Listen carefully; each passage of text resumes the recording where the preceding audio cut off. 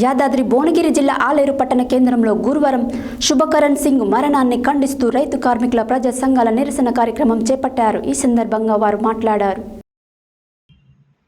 యాదాద్రి భువనగిరి జిల్లా ఆలేరు పట్టణ కేంద్రంలో గురువారం శుభకరణ్ సింగ్ మరణాన్ని ఖండిస్తూ రైతు కార్మిక ప్రజా సంఘాల నిరసన కార్యక్రమం చేపట్టారు.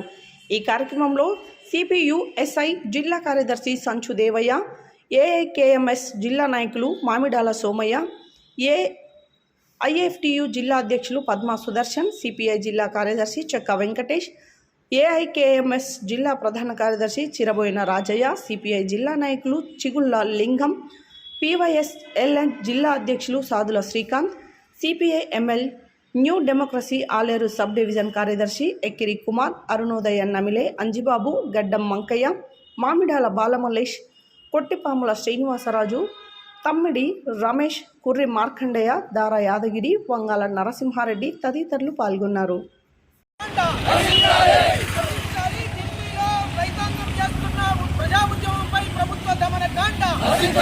నరేంద్ర మోడీ రైతాంగం కోసం ఆలోచించకుండా ఎంఎన్సీల కోసం, విదేశీ పెట్టుబడిదారుల కోసం, లేదు బడా కార్పొరేట్ శక్తులకు అనుకూలమైనటువంటి పాలనను కొనసాగిస్తున్నటువంటి పరిస్థితి ఉంది.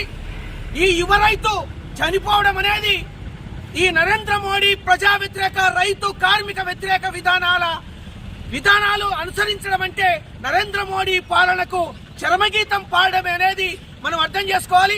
ఎత్తివేస్తా, రైతులకు గిట్టుబాటు ధరలు కల్పిస్తా, మీరు ఏమేమి ఉంటారో అన్ని చేస్తానని మరి రాతపూర్వకంగా పార్లమెంటు సాక్షిగా మరి ఆనాడు హామీ ఇచ్చిండు.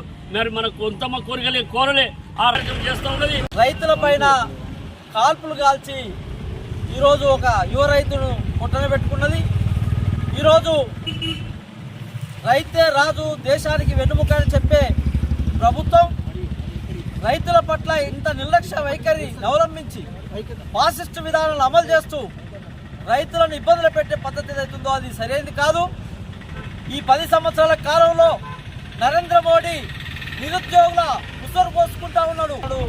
ఈ ఎన్నికలలో ప్రజలే ఆయనకు చర్మగీతం పాడాల్సిన అవసరం ఉందని ఈ సందర్భంగా నేను హెచ్చరిస్తూ ఈ కార్యక్రమానికి చేస్తా ఉన్నాడు.